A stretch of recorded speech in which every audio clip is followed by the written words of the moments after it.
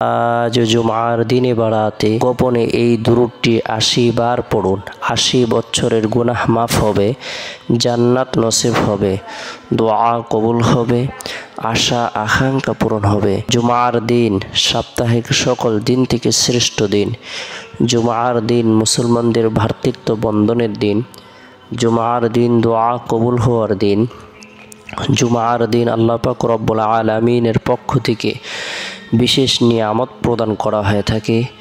জুমার দিনে অথবা রাতে কোনো মুমিন মুসলমান যদি ইন্তেকাল করে মারা যায়, আল্লাহ পাক রব্বুল আলামিন তাকে কবরের ফিতনা, কবরের সওয়াল জবাব, কবরের আযাব থেকে নিরাপত্তা দান করেন। আল্লাহ তাআলা তাকে শহীদি মর্যাদা দান করেন। জুমার দিনে বিশেষ একটি মুহূর্ত রয়েছে, সময় রয়েছে। কোনো মুমিন মুসলমান যদি আল্লাহর দরবারে কোনো কিছু কামনা করে, বাসনা করে, দোয়া করে, আশা আকাঙ্ক্ষা ব্যক্ত করে, চিন্তা ও পেরেশানির জন্য রব্বুল আলামিনের দরবারে প্রার্থনা করে, আল্লাহ তাআলা তার দোয়াকে কবুল করেন, তার জীবনের সকল গুনাহকে মাফ করে দেন।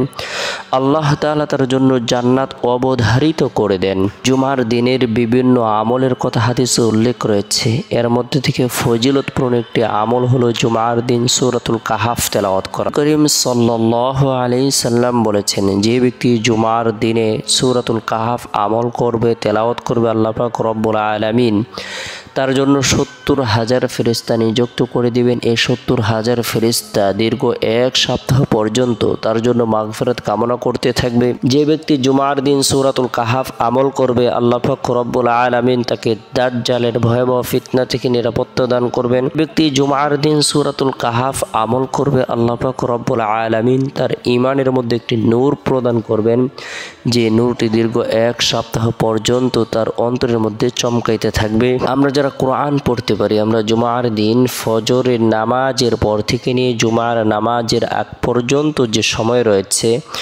এই সময়ের মধ্যে সূরাতুল কাহাফ এর আমল করার জন্য চেষ্টা করব। পরিবার পরিজনদেরকে সূরাতুল কাহাফ আমল করার ব্যাপারে উৎসাহ প্রদান করব।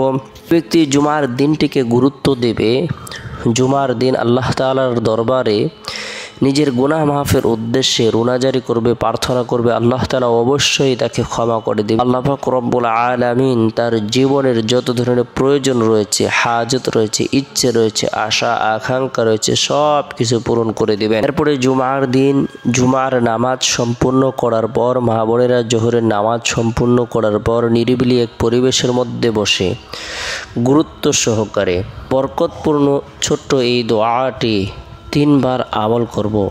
আস্তাগফিরুল্লাহ, আস্তাগফিরুল্লাহ, আস্তাগফিরুল্লাহ। আল্লাহ আমাকে মাফ করুন, আল্লাহ আমাকে ক্ষমা করুন, আল্লাহ আমাকে ক্ষমা করুন, আমাকে মাফ করুন। এভাবে বান্দা যদি এই দোয়াটি ৩ বার আমল করে, আল্লাহ তাআলা তার উপর এত বেশি খুশি হন এবং আনন্দিত হন, বান্দার জীবনের যত গুনাহ রয়েছে, সগীরা কবিরা, জাহিরি বাতিনি, শিরিক বিদআত, ইচ্ছায় অনিচ্ছায়, গোপনে প্রকাশ্যে সমস্ত গুনাহ খাতাগুলো আল্লাহ পাক রব্বুল আলামিন অনুগ্রহ করে দয়া করে মাফ করে দেন, তার দোয়াকে কবুল করেন। রাসূলুল্লাহ সাল্লাল্লাহু আলাইহি সাল্লাম ইরশাদ করেছেন, মান লাজিমাল ইস্তিগফার জাআলাল্লাহু লাহু মিন কুল্লি দায়িকিন মাখরাজান ওয়া মিন কুল্লি হাম্মিন ফারাজা ওয়ারযাকাহু মিন হাইথু লা ইয়াহতাসিব। যে ব্যক্তি ইস্তিগফারকে আঁকড়ে ধরবে, অর্থাৎ একিন ও ইখলাসের সাথে বেশি বেশি পাঠ করবে, আমল করবে, আল্লাহ তাআলা তাকে প্রত্যেক সংকীর্ণতায় প্রশস্ততা দান করবেন এবং প্রতিটি দুশ্চিন্তা থেকে বাঁচার ব্যবস্থাপনা করে দেবেন। আর তাকে এমন জায়গা থেকে রিজিকের ব্যবস্থা করে দিবেন যার ব্যাপারে তার কোনো কল্পনাও ছিল না, ধারণাও ছিল না। আল্লাহ তাআলা এমন জায়গা থেকে রিজিকের ফয়সালা করে দিবেন। আমরা প্রত্যেকেই ইস্তিগফারের আমল করব।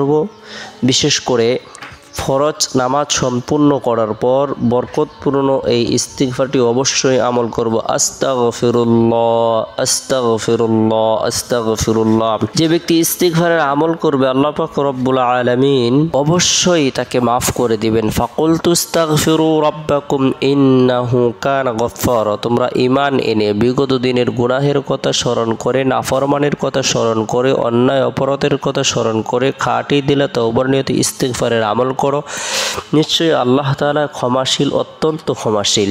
তাই আমরা ইস্তিগফারের আমল করব। এরপরে জুমার দিন আসরের নামাজ সম্পূর্ণ করার পর চুপি চুপি গুরুত্বপূর্ণ গোপনে এই দুরুদের আমল করব 80 বার। আল্লাহুম্মা সাল্লি আলা মুহাম্মাদিন নবিয়্যিল উম্মি ওয়া আলা আলিহি ওয়া সাল্লিম তাসলিমা। আল্লাহুম্মা সাল্লি আলা মুহাম্মাদিন নবিয়্যিল উম্মি ওয়া আলা আলিহি ওয়া সাল্লিম তাসলিমা। কোনো ব্যক্তি যদি জুমার দিন বরকতপূর্ণ এই দুরুদের আমল করে, আল্লাহ পাক রব্বুল আলামিন তার 80 বছরের সগীরা গুনাহকে মাফ করে দিবেন।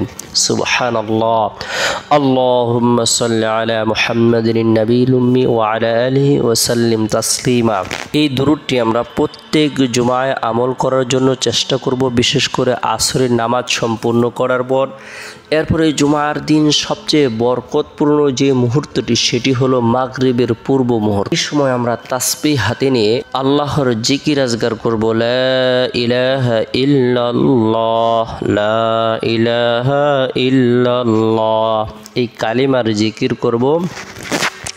যে ব্যক্তি এই কালেমার জিকির করবে, এই কালেমাকে আঁকড়ে ধরবে, এই কালেমার অর্থ বুঝবে, এই কালেমা আমল করবে, আল্লাহর একাত্মবাদকে স্বীকার করবে, লা ইলাহা ইল্লাল্লাহ বলবে, আল্লাহ তাআলা অবশ্যই তাকে মাফ করে দিবেন, তার জন্য জান্নাত অবধারিত করে দিবেন। আল্লাহ পাক রব্বুল আলামিন তার অন্তরকে আলোকিত করে দিবেন।